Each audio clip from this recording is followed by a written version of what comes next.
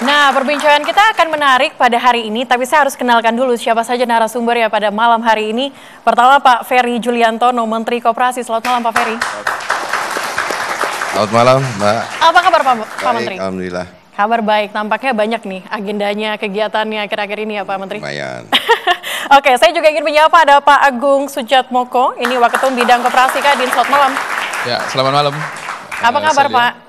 Saya kabarnya baik-baik saja. Kabarnya baik-baik saja, baik. Saya juga ingin menyapa ada Pak Suryadi, peneliti LPM FEB Universitas Indonesia. Selamat malam. Selamat malam, Celia.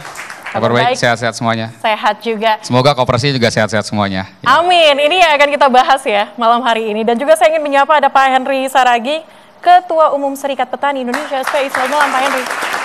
Alhamdulillah sehat. Kabar baik ya? Baik. Oke, saya akan mulai karena ini kita bicara soal koperasi desa Kelurahan Merah Putih dari Pak Menteri.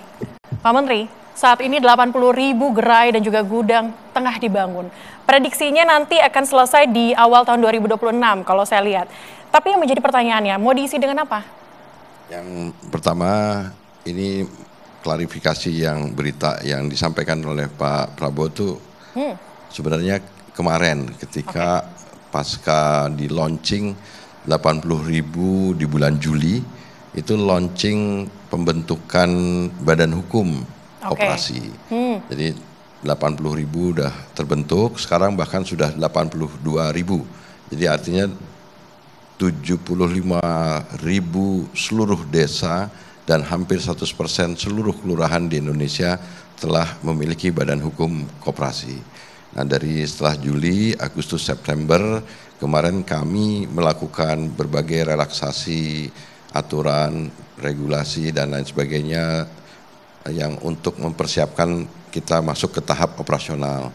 Nah Oktober kami sekarang memasuki tahap operasional dari bulan ini sekarang November, kemarin Oktober kita selesaikan. Jadi proses operasional itu nanti dimulai dengan pembentukan atau pembangunan fisik gudang-gudang, gerai dan sarana pendukungnya. Kemudian juga kita bersamaan dengan itu mempersiapkan pelatihan kepada seluruh pengawas, pengurus, pengelola. Kami di Kementerian Koperasi merekrut bisnis asisten. Ada sekitar 8.000 yang nanti akan bertanggung jawab terhadap 10 koperasi desa Kelurahan Merah Putih untuk memberikan pelatihan, pengajaran karena ini memang adalah bisnis. Jadi harus tadi kekhawatirannya bahwa ini memang bisnis. Kemudian juga kita rekrut ada sekitar 1.104 tenaga project management officer yang akan mendampingi, memperkuat dinas-dinas koperasi provinsi, kabupaten, kota.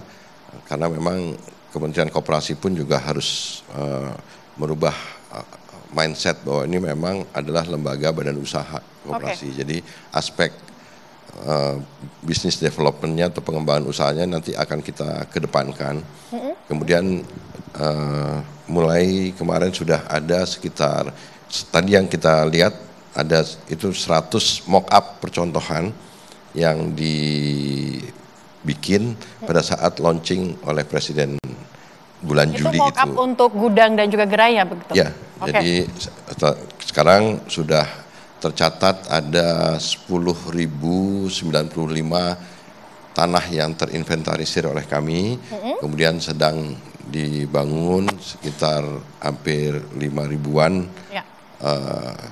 koperasi desa, bangunan fisik, gudang, gerai, dan sarana pendukungnya. Jadi koperasi desa kegiatannya adalah nanti yang pertama gerai sembako, kemudian yang kedua ada apotek dan klinik desa, yang ketiga ada kegiatan pembiayaan, yang keempat itu ada gudang, nah, kemudian kelima ada logistik yang dimaksud tadi oleh Bapak Presiden, ada disediakan kendaraan untuk memperlancar arus mobilitas barang dari desa keluar atau dari luar ke desa serta kantor. Plus sebenarnya di luar yang tadi saya sebutkan, boleh koperasi desa Kelurahan Merah Putih itu melakukan kegiatan yang sesuai dengan potensi desanya masing-masing. Ada yang kuliner, ada yang kerajinan, dan wisata dan lain sebagainya boleh. Nah, fungsi koperasi desa itu adalah yang pertama menjadi penyalur atau penjual barang-barang kebutuhan pokok. Kebutuhan sehari-hari, mulai dari gas LPG 3 kilo, pupuk bersubsidi, kemudian minyak dan lain sebagainya, termasuk juga di dalamnya kebutuhan sehari-hari. Dan kemudian fungsi yang kedua adalah menjadi off-taker.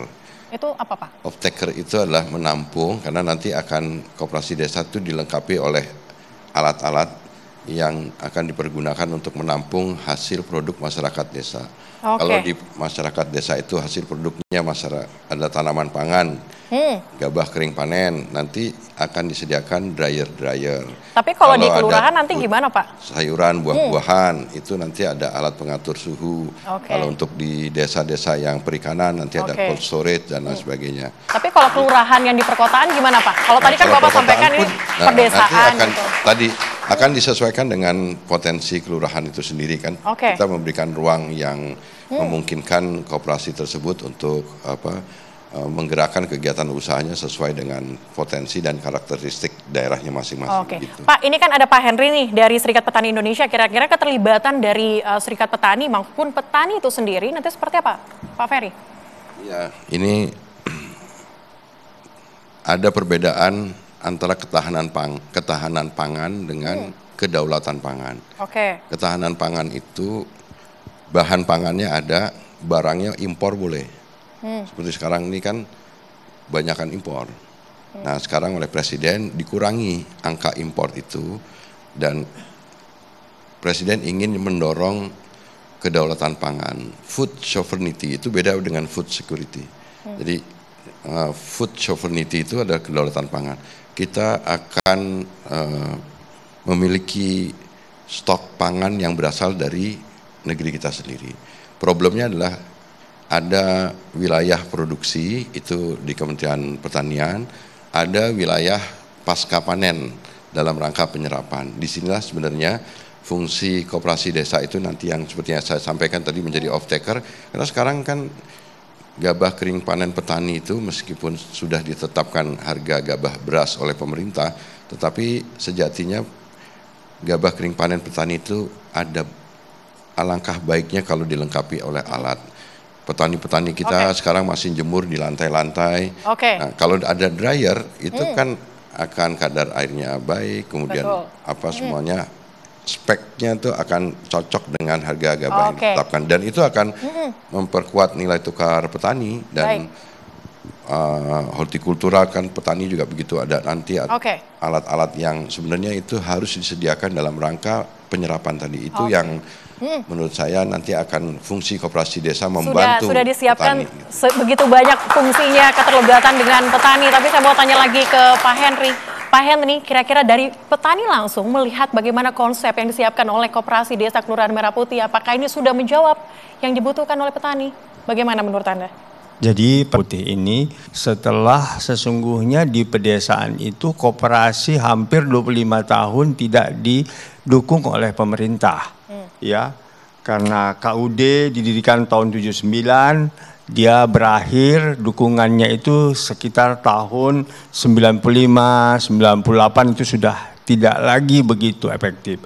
Kemudian koperasi petani Koptan di bawah Habibie hanya 1 tahun. Jadi mulai tahun 2000 sampai dengan 2025 bisa dibilang absen.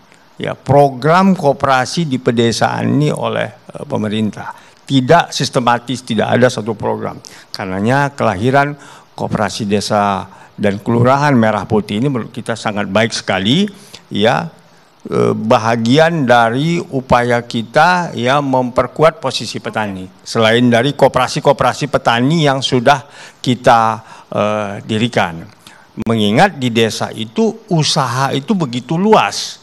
Ya bisa dibayangkan ya, satu desa itu bahkan punya tanah dan lahan sampai 10.000 hektar. Ya. Di Jawa boleh saja mungkin dia 500.000 hektar. Kalau itu diandaikan sebagai sebuah dunia usaha, itu seharusnya memang diperlukan banyak koperasi. Ya, jadi Koperasi Desa Merah Putih ini merupakan satu badan usaha koperasi yang menurut kita sangat penting. Berarti artinya eksisnya Koperasi Desa Kelurahan Merah Putih ini menjawab sekarang kekhawatiran yang selama ini ditunggu-tunggu oleh petani, begitu ya Pak? Ya, dan nanti kita berharap lagi ya? kita selain dari Koperasi Desa Merah Putih, koperasi-koperasi petani yang ada maupun yang didorong lagi untuk tumbuh berkembang. Oke, koperasi petani ini menarik. Nanti kita akan bahas, Pak Henry. Usai jeda tetaplah bersama kami di Indonesia Business Forum.